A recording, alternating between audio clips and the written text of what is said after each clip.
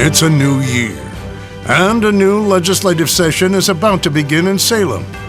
Lawmakers have a long list of things to get done, like preparing the state for natural disasters, and a second try at a controversial climate bill. Oregon Governor Kate Brown joins us today to talk about what's at the top of her list for the 2020 session. From KGW News, this is Straight Talk with Laural Porter. Hello and welcome to Straight Talk. I'm Laural Porter. In a couple of weeks, Oregon lawmakers will meet again for the 2020 legislative session. This one's a short one. In even-numbered years, they last just 35 days. But lawmakers have big plans, including bringing back the cap-and-trade bill that failed last session. Except this one is Cap and Trade 2.0, a new version it's hoped will get more support. And it's one of Governor Brown's top priorities. She joins us to outline her vision for the session and for the remaining years of her final term as governor. Welcome to my guest, Oregon Governor Kate Brown. Welcome back to Straight Talk. It's nice to have you back. Thanks, Laural. I'm just delighted to be here. Well, Thank you. It's a pleasure. And I know this session coming up is a short one, but how important is it to you and what you hope to accomplish in your remaining years in office? I think this session is critically important for literally setting the table for Oregon's future. Our children have been very clear. We can't wait to take action on climate change. So I'm cautiously optimistic we can move forward on legislation in February to tackle this issue. We know that we have to be prepared for a wildfire season, and we need to get boots on the ground to do the preparation work so that we can do everything we can to decrease the impact of wildfires this summer. And we don't know when the big one's going to hit, a 9.0 earthquake, and we have to make sure that Oregonians are prepared for that. Well, let's dig into cap and trade. It's expected to really dominate this session. It was a huge issue last session. It failed pretty dramatically when Republicans walked out. It got national headlines. And then in the end, even though Democrats had supermajorities, they didn't have enough votes to pass it. How determined are you to get this passed this time? Now is the time. We're seeing with the fires in Australia and of course around the world, and what is happening right here in our very home state, that if we want to preserve the beauty and bounty of Oregon for future generations, then we must take action to cap carbon emissions in the state. And we can do so in a way that enables our economy to continue to thrive and ensure that we allow our rural communities to have the tools they need to thrive as well. Let's refresh our viewers on what cap and trade would do. It would work by making it more expensive to pollute. Big greenhouse gas emitters would have to buy credits for each ton of gas they emit, and it creates an overall cap for emissions allowed in the state. Now let's take a look at this new bill that was fashioned. The goal of the new cap and trade bill is to cut greenhouse gas emissions to 45% below 1990 levels by 2035 and cut emissions down to 80% below 1990 levels by 2050. And then it phases in regulations geographically starting in Portland in 2022 and the rest of the bigger cities like Eugene, Bend, and Salem by 2025. But here's something you talked about, rural communities. They would be exempted until 19 counties decided to opt in voluntarily. The bill also cuts the number of manufacturing facilities affected by regulations by about half. Governor, there's already some controversy about this. Some climate activists say it's really too diluted to do much good, while some Republicans are saying it's smoke and mirrors. Are you satisfied with this new version? I'm really pleased with the work that has happened with this current version. I think what Oregonians should know is that following the 2019 legislative session, I spent a lot of time on the road listening to business owners, hearing from stakeholders, listening to folks manufacturing in rural Oregon to hear what their concerns were about the bill. And this version does one very important thing. It virtually holds all rural Oregon to not be, that their prices would be the same at the pump. Essentially, they would be exempt from this proposal, and that's really important. Second, rural manufacturers like sawmills and food processors, they also are exempt from this legislation. So it doesn't do everybody, it doesn't do everything, but after hearing from rural Oregonians and addressing their concerns, we have made changes to the proposal in the bill that's in front of us right now. Oregon Republicans don't seem swayed, though, by this new bill. They say this new version will still hit average citizens hard as higher costs are passed along. The Republican leader in the Senate, Senator Herman Bearsugar of Grants Pass, says he thinks that this will continue to divide the state, that he's never seen the state so polarized, and he thinks the issue should go to voters. So let's listen to what he told us this week. Well, we are treating the pricing of their transportation fuels, their gas, their diesel, differently. It's being phased in over time. And I think we have taken steps to guarantee that there aren't going to be reductions in jobs in those rural areas. I think because of the polarization of this particular piece of legislation is we can't seem to come to any agreement. We can't even move towards an agreement. That maybe it's just time to let the voters make the decision. So what about that? Should voters make the decision? Is that the best way to go, as the senator said? Look, I think our kids are the most important spokespeople on this issue.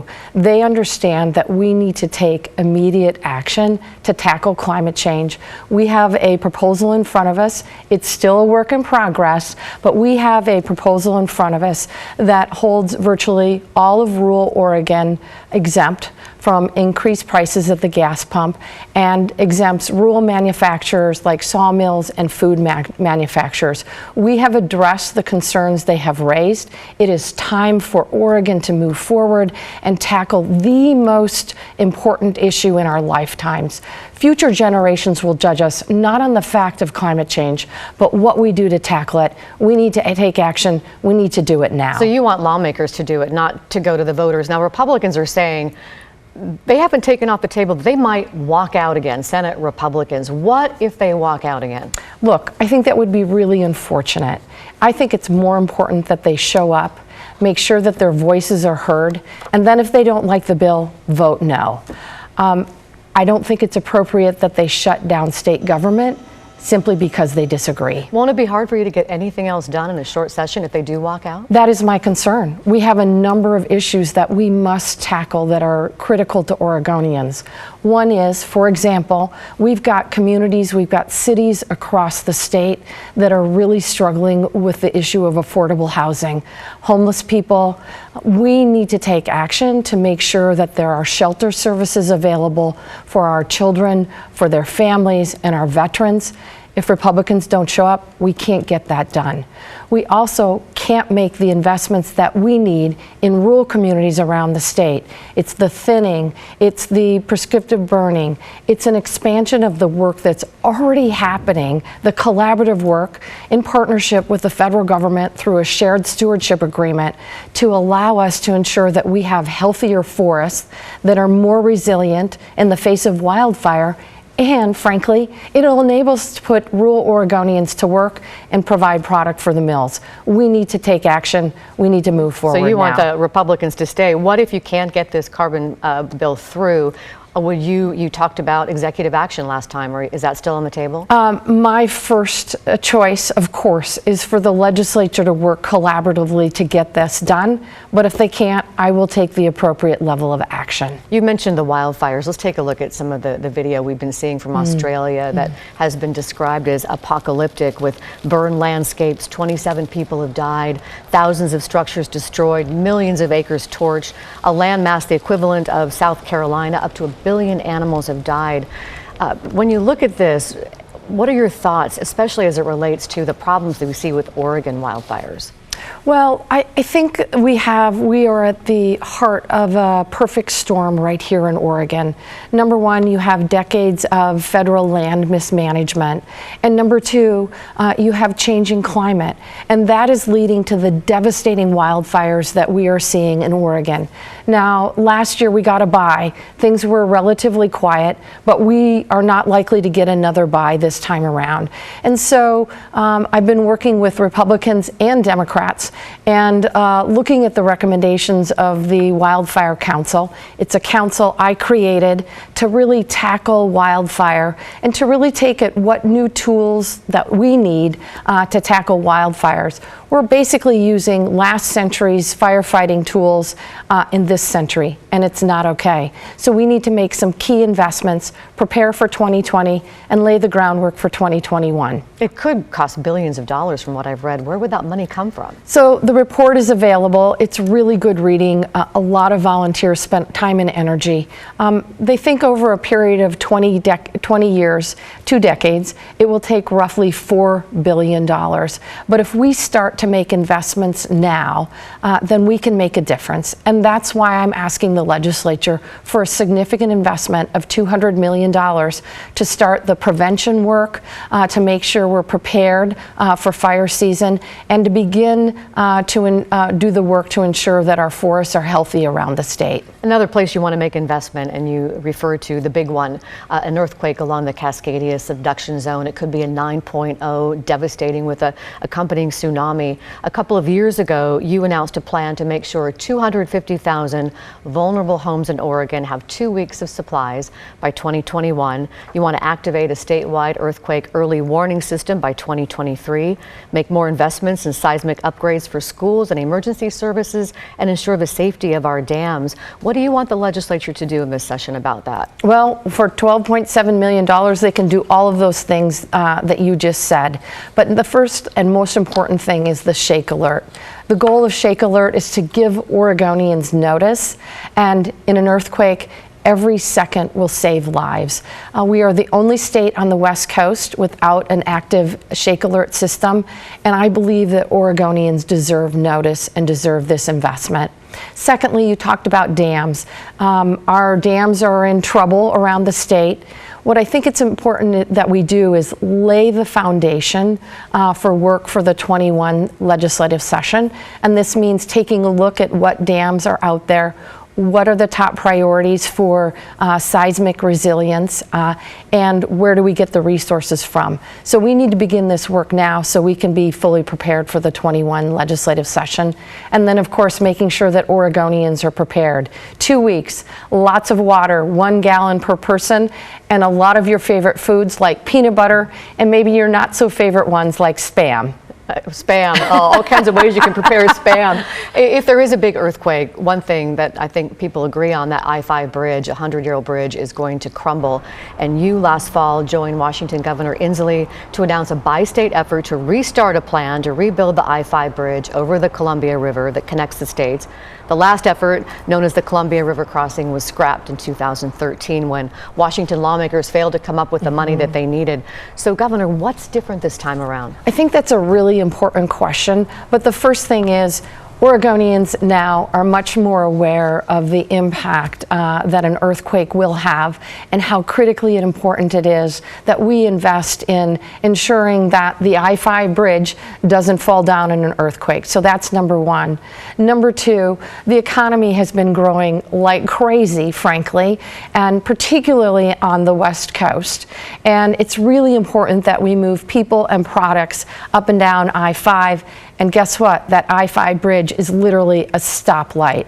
And so with the growth in our economy, it's really important that we fix that. But the third piece is that Governor Inslee is absolutely committed. Washington has put significant resources in, and the political dynamics are a little different there. New elected leadership, particularly in the state Senate, we have reached an agreement that we are both committed to ensuring that there will be high-capacity public transit on this new project. And that's something that Clark County residents have been opposed to, light rail. Also, there's controversy about possible tolls. Could that be a stumbling block? I'm confident that we have an agreement that this new project will include high-capacity public transit. I'm confident that Vancouver understands the importance of moving people and products. Will there be tolls? Don't know at this point in time, but that's certainly something under study. And what's the next step? We're going to continue to work together, make sure that we're taking a look at what was done in the past in terms of studies and how we can best move forward. Washington's got more skin in the game. That's a good thing. I know another priority for you has been and continues to be affordable housing. How do we get more affordable housing in the state? And the whole issue got the attention of the Wall Street Journal, and they wrote an article earlier this month. And I want to read you a quote from that. Oregon's population grew by nearly 400,000 between 2010 and 2019. But the state added a mere 37 housing permits for every 100 new residents. That's according to a report released last week by the Oregon Office of Economic Analysis. And economist Josh Lehner found that while much of the attention is paid to rising housing costs, we know they're the symptom and not the cause of the disease. The chief underlying cause is the ongoing low levels of new construction this decade. He adds that on a population growth adjusted basis, Oregon built fewer new housing units this decade than we have since at least World War II. And the article pointed to Oregon policies, saying they created the problem. It says land use policies in our state have been dysfunctional for decades, and it pointed to Portland's urban growth boundary, saying it hasn't adjusted sufficiently for our population growth, and that land use zoning is more restrictive here than 3/4 of other metro areas. Do you think the urban growth boundary needs to be adjusted in Portland to help out with this situation? Look, I think what Oregonians need to know is that we have a very strong urban growth planning system here in this state, and we also have very much a housing crisis. But if you look at all the other states in the West, they also have housing crises, and they have different levels. Some have a lack of any type of urban growth planning system, Arizona. Some have a hodgepodge of systems. My heart absolutely goes out to our children, our families, our veterans that are on the streets. Every Oregonian deserves a warm, safe, dry place that's affordable and accessible to call home. Since I've become governor, we have been focused on this issue. We have invested over $500 million in affordable housing and homelessness prevention, but it still feels like it's the tip of the iceberg. I think it's so important that we continue this work, both to build affordable housing, and we're working with communities across the entire state, and to also build what we're calling market rate workforce housing. Between 2000 and 2015, we underbuilt. That's why we're feeling the pinch. But we also have a lot of families that are really struggling with houselessness. And we have to make sure that we have both shelter space available and affordable units. And I'm doing everything we can, and I know Margaret Salazar at Oregon Housing and Community Services is doing everything she can to get more affordable units in the pipeline. Is it just money, or could we use more, some changes in land use policies? So I think there are a couple of pieces that we'll be having a discussion about in February. One is siting and siting of affordable units. You might recall a project out on Foster Road that the community was very much opposed to. I got to visit that project in December and meet with the residents. It is now very much a part of the community, and the community has embraced those residents. Close to 50% of the people living there are working and working full time. So we have a lot of neighbors in need. We have to continue to build affordable units and provide assistance to those families that are struggling. Governor, it's time for us to take a break, but we'll continue our conversation with Governor Brown right after the break. We're back in 2 minutes.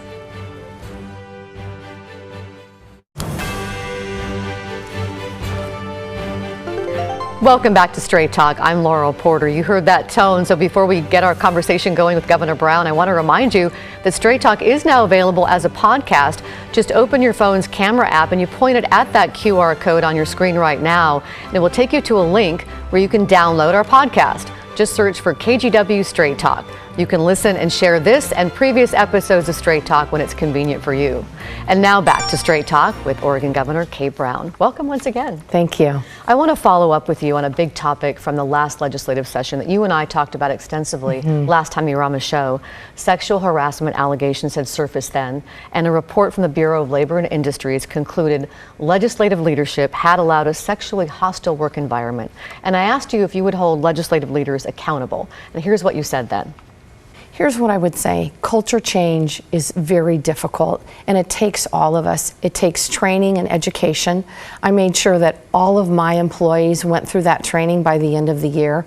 We're making sure that all of our state agencies have consistent policies in place. We want to make sure that people who feel uncomfortable, that feel that they are being harassed at work, have a safe place to report, and that appropriate action is being taken. But are you personally disappointed in your leadership? I'm certainly concerned about the report. I haven't had a time to fully evaluate the report. It came out yesterday. Certainly, I know Speaker Kotek, the Senate President, they are working hard to ensure that everyone in the state capitol feels safe. Governor, are you confident that now everybody at the state capitol is safe? Look, there's always room for improvement, but I know from both my conversations with Speaker Kotek and, of course, the Senate President that they are working hard to implement the recommendations of the Oregon Law Commission report and make sure that staff, that lobbyists, and others that work in the building feel comfortable reporting these types of incidences. And I'll just have to say, I've worked really hard as governor to make sure that the 40,000 state employees under my purview have ways to report an incident of sexual harassment or discrimination. And the most important thing is that these employees have the ability to do so in a way that feels safe, and they can be assured that that information is confidential. Let's talk about the political atmosphere we're seeing. We hear a lot about the lack of civility and polarization in D.C., but a lot of people have always felt Oregon is different. But now many people are upset about what they see as a decline in civility and bipartisan cooperation in Oregon, and we hear about the threats of a walkout again, and that the state is going in the wrong direction. You've been in Oregon politics a long time. What do you see? What do you think is happening, and what can be done? Well, I think it's unfortunate that Washington, D.C. politics are coming to Oregon, and I think the walkout is an indication of that.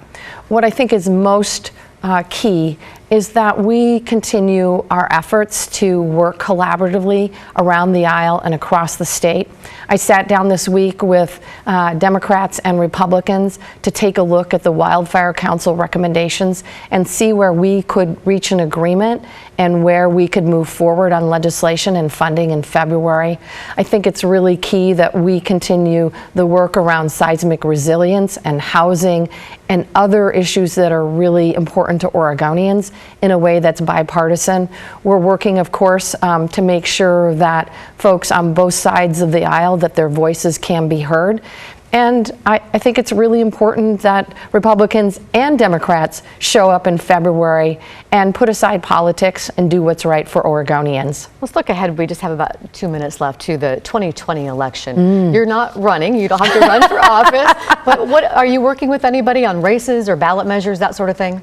Well, I'm certainly watching the debates on TV for the presidential primary and look forward to supporting the Democratic candidate. What I think it's key for Oregonians to do, and that is to get engaged. As a former legislator, former Secretary of State, I think it's so important that Oregonians use their voices, whether it's talking to your elected officials, emailing, making phone calls, but most importantly, to get out and vote. And I am, as you know, living proof that your vote is your voice and that every single voice matters. I won my first race by a mere 7 votes. I'm living proof that everyone's voice counts. About a minute left, but you mentioned to me that you are working on some ballot measures. What are you working on? So there are a couple of issues that came out of the legislature that I'm very committed to passing. One is increasing the cigarette tax. We've seen a huge increase in youth smoking and vaping. We know that by increasing the cigarette tax, that will help discourage young people from starting to smoke or vape. And the money goes to fund the Oregon Health Plan to ensure that vulnerable families and children have access to health care. And then secondly, an issue I've been working on for years, and that is bringing reasonable campaign finance limits to Oregon. No one should be able to buy a megaphone so loud that it drowns out all the other voices. It's time for reasonable campaign finance reform. It'll be on the ballot in November. I encourage a yes vote. It's going to be a busy November, isn't it? Crazy busy. Busy ballot. Yes. Governor, thank you for joining us here on Straight Talk. Always a pleasure. Hope you come back and let us know how the session went. Thanks. All right, good luck with this next legislative session, and thank you for watching and listening. Don't forget to download our new podcast. There's that QR code again, or download our podcast wherever you normally get your podcasts. Just search for KGW Straight Talk. We'll see you next week for Straight Talk. Have a great week.